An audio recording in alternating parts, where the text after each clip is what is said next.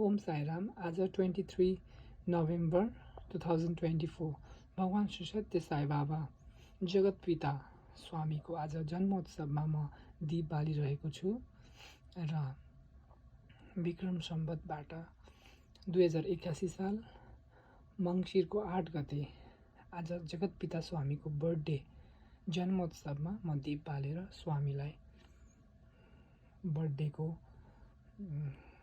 शुभकामना दिइरहेको छु। भगवान बाबा भन्नुहुन्छ ईश्वर चित्रमा होइन चरित्रमा बास गर्नुहुन्छ, त्यसैले हामीले हाम्रो चरित्र शुद्ध र सफा राख्नुपर्छ। ओम साईराम।